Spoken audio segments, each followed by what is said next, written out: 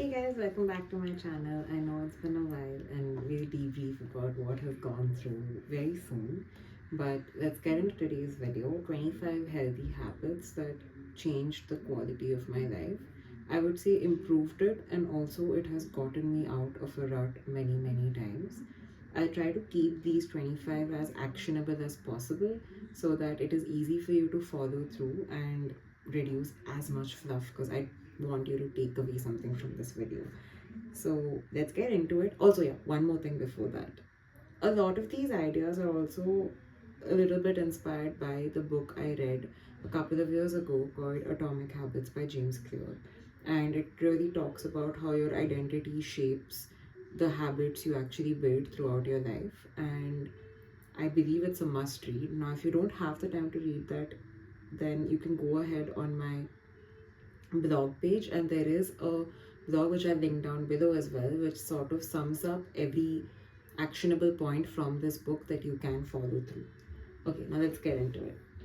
Number one, stop listening to podcasts all the time. You need to let your thoughts thrive, and I feel like listening to podcasts all the time feels a little bit counterproductive.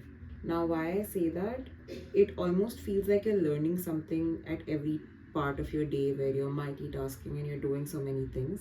But in reality, you're not actually retaining a lot of that information because you're not reflecting on that information. You're not giving your mind that free time to sit down with that thought that you just learned or absorbed from a video and then actually find ways of how it ties to your life. Drink water. Now, I used to drink 2 to 3 cups of coffee a day, and these are like big cups, only because I used to feel sluggish. Now, a lot of that can be actually tied to the fact that I used to be dehydrated. Now, over the past 4 5 years, actually, I have really prioritized my water intake a lot, and my skin has improved, my hair health has improved, my in general sluggishness has also improved a lot, and I do feel a heightened energy at times where nowadays I don't consume more than actually 1 cup of tea a day. It is at max maybe two, even the second cup is like a small cup, it is not a large cup. Number three, moisturize the heck out of your body. Now, we all think that clothes and good jewelry, good bags, belts, all of these are sort of your ammunition to look great, like you need the best quality, but we forget the smaller parts such as your skin health, how your skin looks. Now, it's not just about looks, but it is also for me personally in terms of the way I look at my body image. So I used to have a lot of scabs on my shoulders, on my knees where it was very dark skin, and I used to feel very negative about the way I looked, and these were my insecurities. So I started moisturizing my body a lot more, like right out of the shower. The first thing I do is actually just lotion up myself entirely, and it has really changed. I've done it for the past couple of years, and all of those dry skin patches have actually almost disappeared. Next, number four, walk after your meals. Now, this may seem very redundant in terms of how everyone tells you to do it, where you have to walk after your meals, where they say it's better for your digestion. Another factor is also glucose regulation, where you want your body to minimize the amount of cravings that it is having after a couple of hours. You want it to digest your food better, of course. It will improve your metabolism. It also helps you sleep better, actually. So, when your food has had some time to digest, you sleep better, you digest your food better in your sleep as well, so you don't wake up feeling bloated, feeling sluggish, and you in general feel a lot more active. So, a very simple example of this is when you eat, say, rice in the afternoon, which is a staple thing for a lot of Indians. You start feeling sleepy, but if you go for a 15-minute walk, suddenly you're a lot more active. If you fall asleep, your digestion is horrible, you wake up feeling more bloated than ever. And honestly, this one small change has changed the way my days have gone by. So please walk after your meals. Next, number 5. It ties beautifully into the previous point. It is moving daily. Now, why do you need to move daily? You're already walking every day. What I mean by moving is pick an exercise that you can do on a regular basis, something that you enjoy. It doesn't have to be hitting the gym for 1 hour every day, but it could be something as simple as okay, you like playing badminton or you like playing any other sport, go ahead, play that. It can firstly ensure that your body is active, your muscles are healthy, your joints are healthy, your bones are healthy. It also plays a huge role, like movement plays a huge role in your mental health as well. The way you process things, how sharp you are, a lot more clear in the way your thoughts are being processed. And of course, the physical benefits of it all. It really helps you also manage your stress in your body. So I believe that it's something that everyone should do, and especially as adults where we mostly have desk jobs, this becomes like a very important factor in our day to day, which we have to prioritize. Number 6, strength training.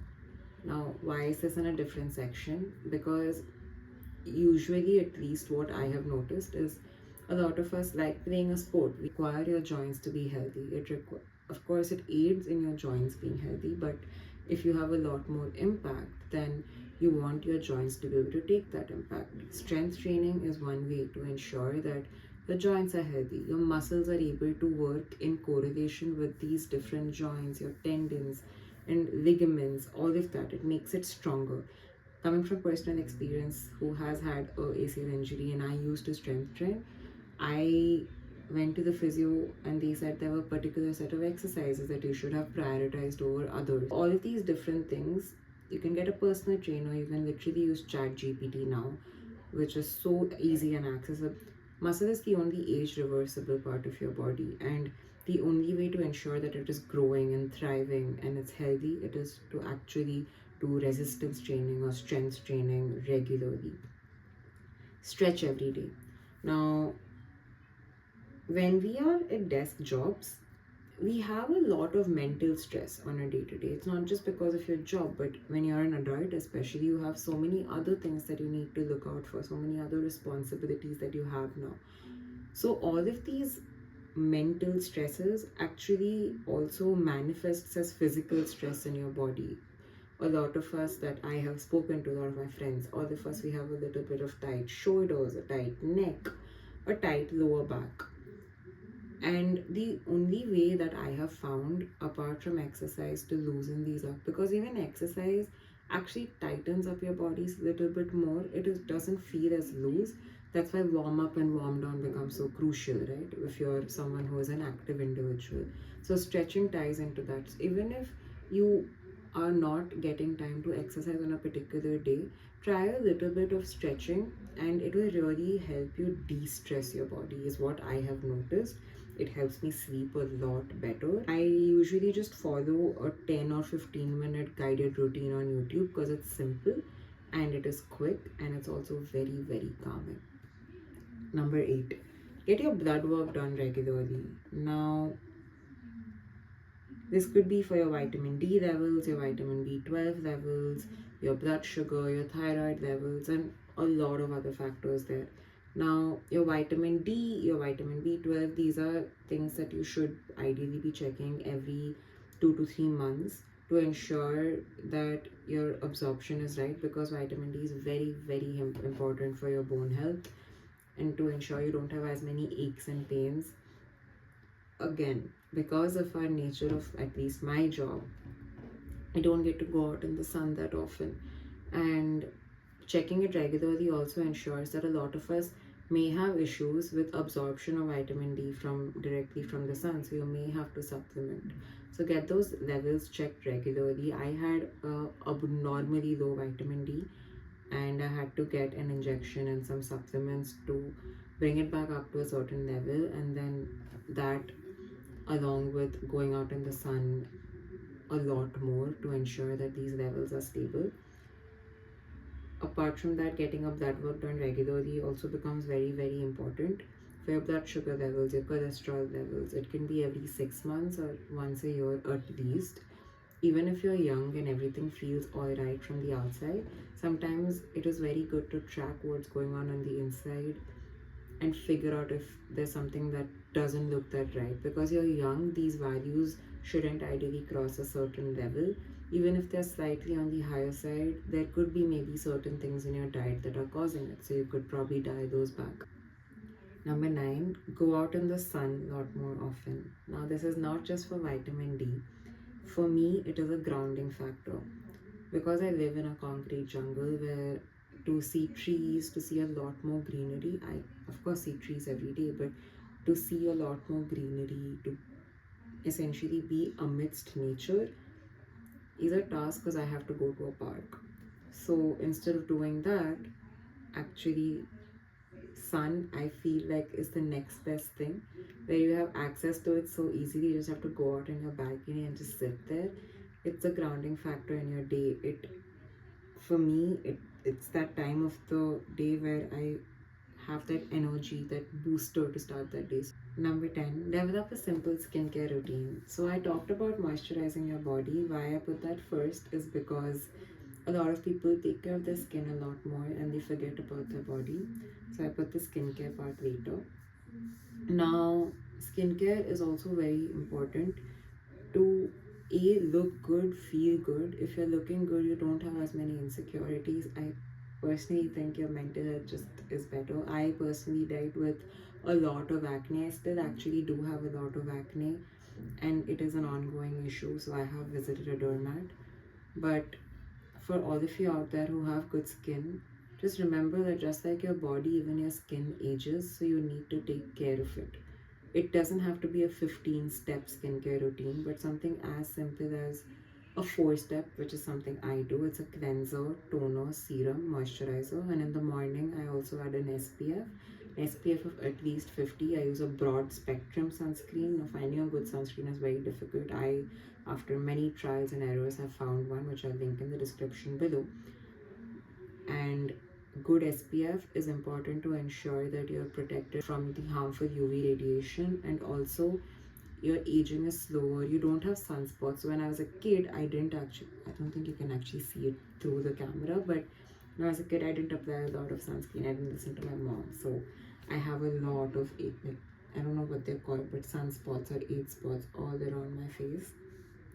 Number 11, stop using filler words. Now, this is something which is a work in progress for me.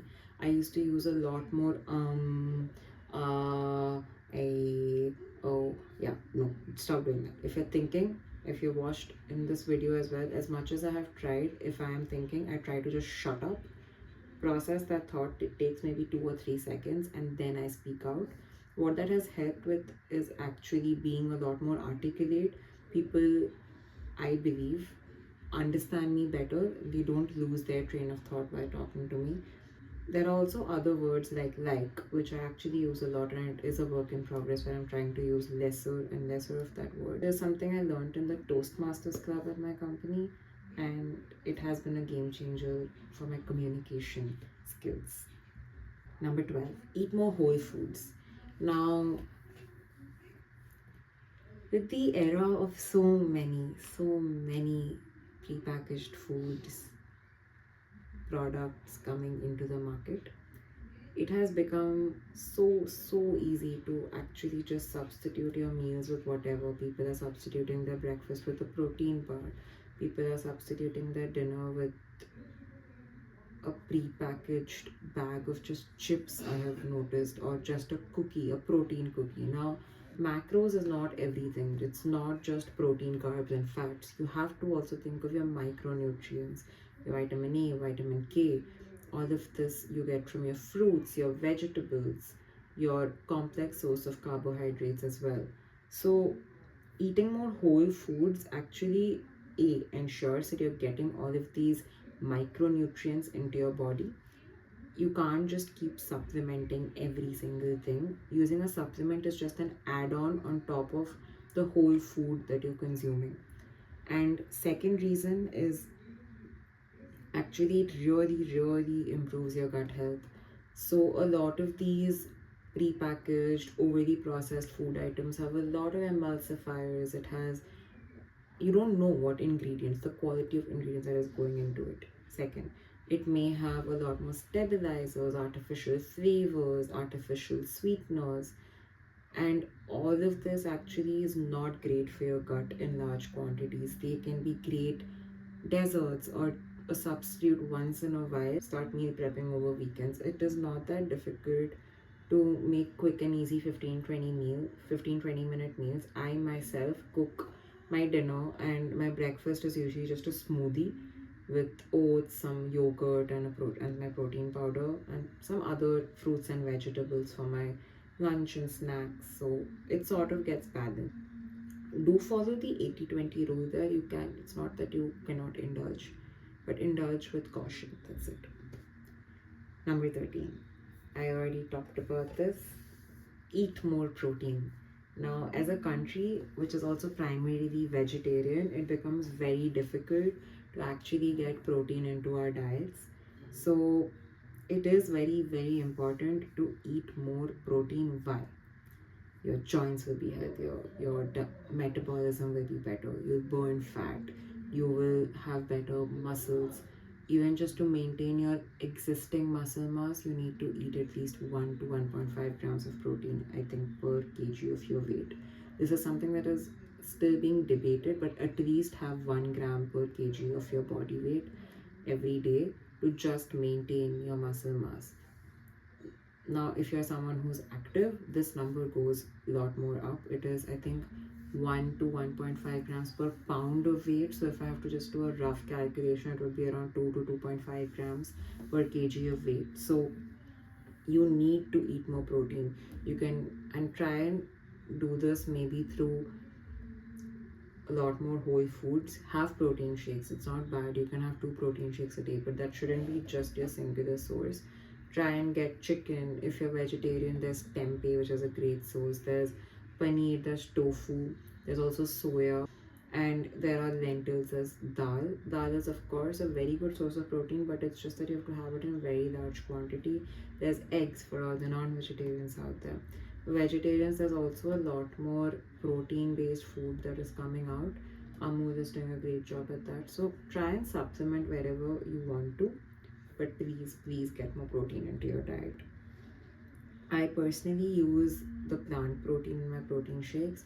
The sole reason is that it is something that I feel that was better for my gut. Also, because I talked about my acne issue, plant protein worked a lot better on my acne issues.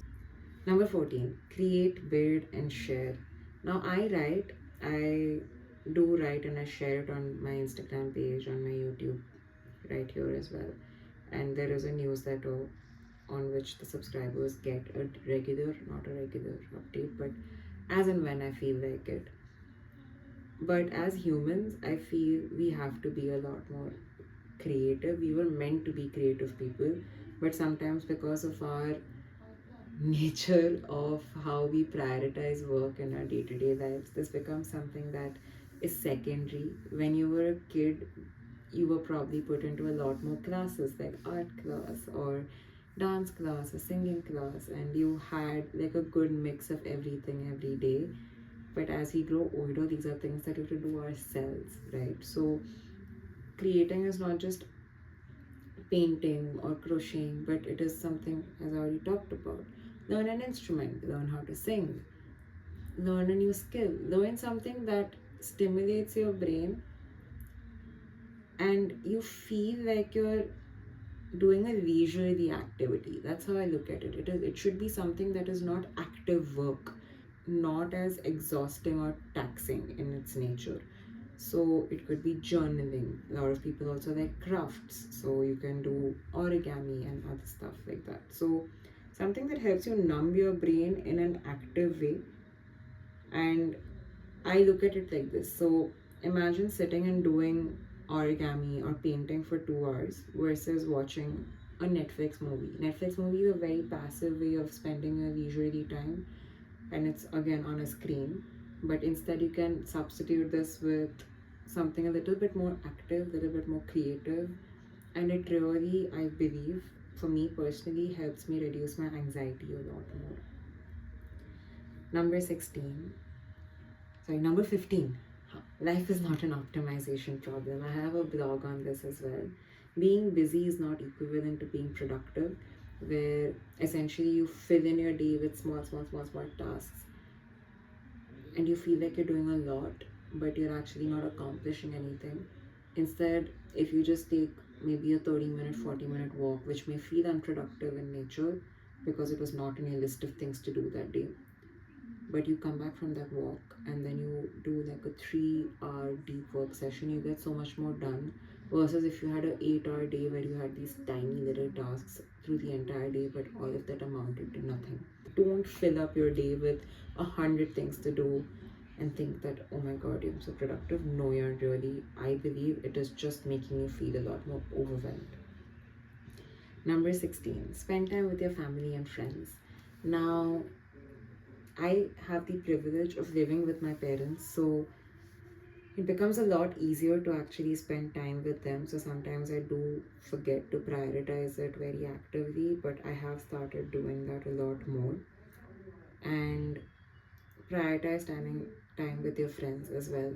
Have more shared experiences. Recently, my friends and I, we all went to a music festival, and that's a shared experience, something that we will talk about for a few years to come at least. But you will not remember that one time you went to a cafe, maybe, because there's a really good Substack article on this which talks about catch up culture is killing friendship, because you're experiencing things alone in your life, or maybe in an isolated fashion, and all you do when you meet your friends is sit down and talk about just died, and it is so sad. This is the third time I'm filming this video. Anyways, where was I? And I was talking about how catch up culture is killing friendship because you're living things in isolation and you're having these experiences where all you do is meet your friend and talk about what you did, but you're not actually experiencing anything with them. So try and see if you can prioritize every month or every couple of weeks a shared experience, a shared activity with your friend.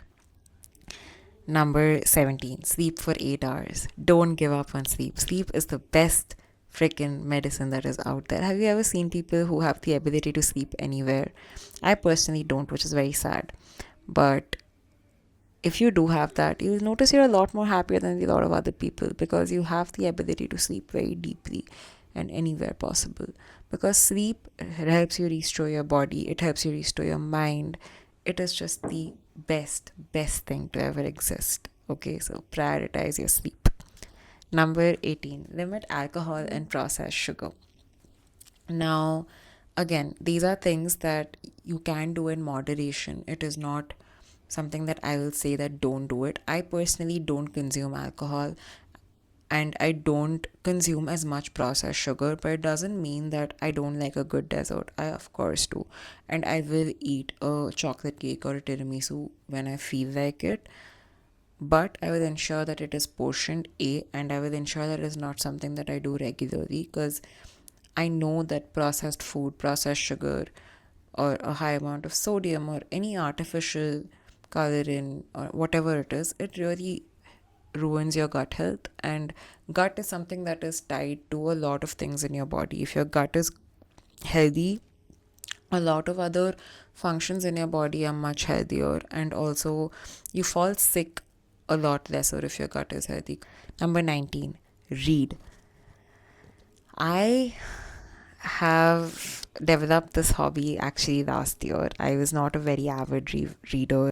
It has really helped me increase my retention span. And I have started replacing a lot of my Netflix time with reading. The reason I say this is I have started picking up a lot more fiction books, which are maybe thriller or a romantic novel or a really nice story, like for example, very quirky story. These are at Morisaki Bookshop or Convenience Store Women. These are like quirky short reads or just a very calming short read, which has helped me replace my Netflix time, something I used to do right before I went to bed. And that is something that I've stopped doing, and it has really helped me improve my sleep and also my retention span. Number 20, invest in good quality items. It is so important, especially there are a set of things that you like in your life. You need to invest in good quality items that aid those maybe activities or hobbies or things that you value in your life. Now, last year I did a closet cleanup, which is also a YouTube video linked down below, you can check it out. And what I learned is that I had a lot of items which were just very cheap material or things that were just trendy and I would not wear them anymore. Or there were a lot of things also which did not fit me. So I had to give them away and donate them if they were in great condition. But there were a lot of cheap items as well, which I personally did not like. And I made it a point for myself that going forward from there, I would start investing in clothing items that felt a lot better on my body, on my skin, and also would last a longer time. And it is not a piece that is just purely trend driven. Another thing that is a very good example of investing in good quality items, my mattress right behind me. So I had really bad back pain, especially when I was injured and I was on bed all day. So I was not moving a lot, which is also one of the reasons. But a part of the reason was also my mattress, which was more than a decade old. And I had to get it replaced. So I invested in a really good one, which would essentially help me have better sleep, reduce my pain in my body. And it was a game changer. So if you like something, you value something in your life, invest in good quality items for those things, especially if it's related to your health and your well being. Number 21, clean your room. Your room is a space which is sort of like your sanctuary, right? You, of course, maybe don't spend all your time there, but you spend a significant part of your day in your room where you wanted to feel calmer, is what I look at my bedroom as. And I do not want it to feel cluttered. Now, okay, my phone keeps dying. Coming to, yeah, as I was saying, there's a difference between having knickknacks versus having a minimalist or a clutter free room. I don't think knickknacks are clutter, but what is clutter? That chair in your room with all the clothes on it, the chair. So it feels very overwhelming to clean it once a week because it takes maybe an hour to do it. Whereas if you just do it every single day, maybe it takes just a couple of minutes, right? So clean your room, ensure that your bags, your socks, and all of these random things are not everywhere, but they have their dedicated spots. Okay. Next, number 22. Take more pictures. Now, why I say this, for me, pictures is actually a gratitude mechanism. Of course, yes, there's a gratitude journal as well that you can keep, but I'm not talking about aesthetic pictures that you have to post on Instagram. And why I say it's a gratitude mechanism is because, especially when I'm sad, when I feel very low and it feels like a lot of things are going wrong in my life, I find myself scrolling through my gallery a lot. One of the primary reasons I do that is to remind myself of everything that has gone right in my life at some point, everything that I have gotten to experience, everything that I have got to live through. Essentially, these can be extremely happy moments in your life, these can also be very sad moments of your life, which you have captured in some shape or form. And it reminds you also of the fact that you were so strong back then and you can do it now as well. So yes, take more pictures. I think it's a really nice way of journaling. Number 23, go to more community events. As adult, it becomes very difficult to actually expand your network outside of already an existing one, which is probably at your workplace, probably from your university as well. And a lot of these people are people who are in very similar spaces in your life a lot of times. So your worldview actually is just that much. So to expand it further, it takes a lot more effort.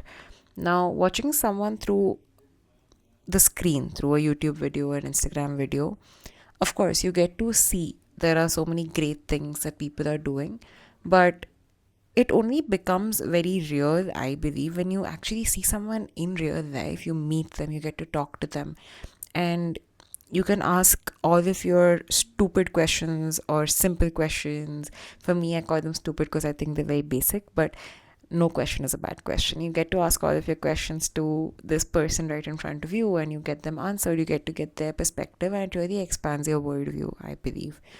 And it can also many a times be very inspiring, and many times you actually find incredible friendships through these community events. So go out to community events a lot more. Being in Bangalore, I have the privilege of having access to a lot of these, so I try my best to go every now and then. Of course, it's not a regular thing, not extremely regular, but I try my best. Number 24, no screens before bed. This is primarily to ensure that you get good sleep, and also for me personally to reduce my anxiety and stress at night. I don't want to watch a YouTube video where it puts my brain into an active mode and then I cannot stop thinking about it, and it ruins my entire sleep schedule for the night. So no screens before bed is actually a rule that I have started implementing, along with a couple of other things like reading before bed that we spoke about, ensuring your room is clean, a clutter free environment so it's calm, having lights, which, like the sunset lamp that I'm right now using to create a vibey atmosphere. I use this at night actually, right before I'm winding down, to ensure that I don't have a bright light in my face, which will keep my mind active. Instead, it's more soothing, more calming, just like puts you to sleep. And number 25, this is not a habit, but more of a mindset, I would say, is stop focusing solely on the outcome and start focusing on the process. This is one of the key learnings actually from the book Atomic Habits.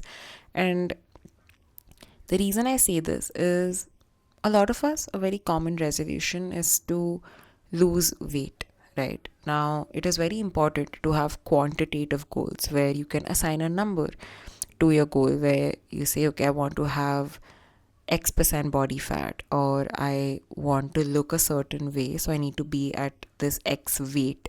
I need to have so much muscle mass, fat, etc., etc., etc. Right? Any number. But the point you reach that number, it doesn't mean that you stop doing all the things you did to get to that point, right? You were probably going to the gym, you were dieting. And by dieting, I don't mean starving yourself, but just eating cleaner, healthier. And the moment you reach your goal, it doesn't mean that you forget about everything that you did and you just stop that, hey, I've reached my goal, I'm done. No, that process needs to continue. So start falling in love with the process. Another thing that this ensures is there will be days where maybe you indulge a little bit, tying to this goal again. Or maybe you didn't have the time to work out, so you couldn't work out that day. Something was not going right in your life, or you've just been extremely busy. But it doesn't mean that you have failed. It only means that you've just put a small pause because of some XYZ circumstance, but you can just restart from there. So start falling in love with the process, because the more you do something, right, the more you fall in love, more you associate positive feelings with that particular activity, the more the neural connections in your brain actually strengthen it, and eventually it becomes a habit. So there is no like it takes 21 days. It can take maybe even a single day to years to build a habit. It differs from person to person. So focus on the process and not the outcome. And I hope you like this video. I hope to create more soon, hopefully.